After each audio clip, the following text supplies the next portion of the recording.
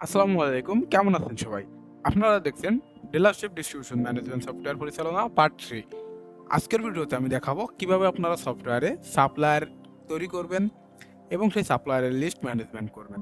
এর আগের ভিডিওতে কিন্তু আমি কিভাবে ক্লায়েন্ট অ্যাড করবেন এবং ক্লায়েন্টের লিস্ট ম্যানেজমেন্ট করবেন সেটা দেখিয়েছি। তো চলুন কথা না বাড়িয়ে শুরু করি।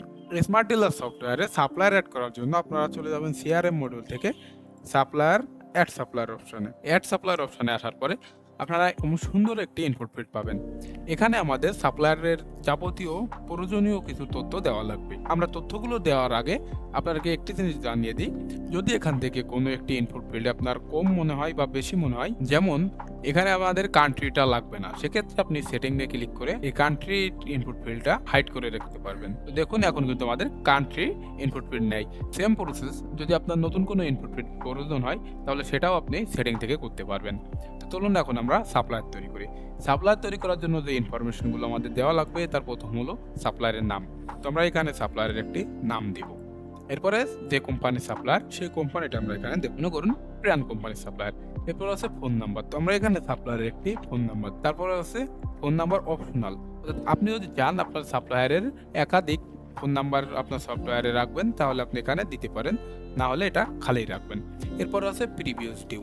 এই প্রিভিয়াস ডিউটা হলো সফটওয়্যারটা ইউজ করার আগে এই সাপ্লায়ারের কাছে যদি আপনার কোনো ডিউ থাকে সেই ডিউটা আপনি এখানে এন্ট্রি করবেন, না হলে জিরো সিলেক্ট করবেন। এরপর আছে ব্যাংক অ্যাকাউন্ট। সাপ্লায়ারের যদি কোনো ব্যাংক অ্যাকাউন্ট থাকে তাহলে আপনি ব্যাংক অ্যাকাউন্ট নাম্বারটা এখানে যোগ করবেন। আপনি চাইলে সাপ্লায়ারের একটি ইমেজ সাপ্লায়ারের প্রোফাইল পিকচার হিসেবে অ্যাড করতে পারেন। এরপর আছে সাপ্লায়ারের গ্রুপ। যদি আপনার একাধিক প্রোডাক্টের বা একাধিক কোম্পানির সাপ্লায়ার থাকে সেক্ষেত্রে সাপ্লায়ারদের আপনি আলাদা আলাদা গ্রুপে রাখতে পারবেন। তো এখানে আমরা ইলেকট্রিক সিলেক্ট করলাম। আপনি যদি চান নতুন কোনো গ্রুপ তৈরি করতে তাহলে প্লাস আইকনে ক্লিক করে এখান থেকে গ্রুপের নামটা দিয়ে খুব সহজেই আপনি নতুন একটি গ্রুপ তৈরি করতে পারবেন। এরপর আছে সাপ্লায়ার স্ট্যাটাস।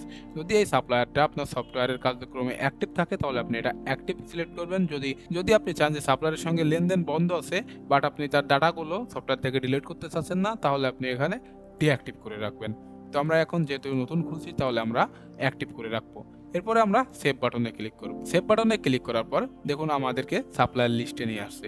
সাপ্লায়ারের লিস্টে আসলে আমরা প্রথমে দেখতে পারবো সাপ্লায়ারের সিরিয়াল নাম্বার, এরপর আছে সাপ্লায়ারের ইমেজ অর্থাৎ প্রোফাইল পিকচার, তারপর আছে সাপ্লায়ারের যাবতীয় ইনফরমেশন, এরপর আছে সাপ্লায়ারের অ্যাকাউন্টের ইনফরমেশন অর্থাৎ এই সাপ্লায়ারের সঙ্গে আমাদের যাবতীয় যত লেনদেন হয়েছে সেই লেনদেনের একটি শর্টকাট এখানে দেখতে পাবো। এর সাইডে ডান সাইডে আছে আমাদের অ্যাকশন বাটন। অ্যাকশন বাটনে ক্লিক করলে আমরা এখানে দেখতে পাবো এডিট অপশন। অর্থাৎ এডিট অপশনে ক্লিক করলে সাপ্লায়ারের ইনফরমেশনগুলো আমরা আপডেট করতে পারবো। এরপর আছে স্টেটমেন্টে ক্লিক করলে এই সাপ্লায়ারের সঙ্গে আমাদেরকে যত লেনদেন আছে সবকিছু আমরা স্টেটমেন্ট আকারে দেখতে পাবো। এরপর আছে ডিলিট বাটনে ক্লিক করলে সাপ্লায়ারের যাবতীয় ডাটা আপনার সফটওয়্যার থেকে ডিলিট হয়ে যাবে। তো এই ছিল আমাদের আজকের ভিডিওতে আমি দেখিয়েছি কিভাবে আপনারা স্মার্ট ডিলার ডিস্ট্রিবিউশন ম্যানেজমেন্ট সফটওয়্যারে সাপ্লায়ার তৈরি করবেন এবং সাপ্লায়ারের লিস্ট ম্যানেজমেন্ট করবেন। এর পরবর্তী ভিডিওয়ে আমি দেখাবো কিভাবে আপনারা প্রোডাক্ট তৈরি করবেন এবং প্রোডাক্টটা পারচেস করবেন। ততক্ষণ ভালো থাকুন, সুস্থ থাকুন। আল্লাহ হাফেজ।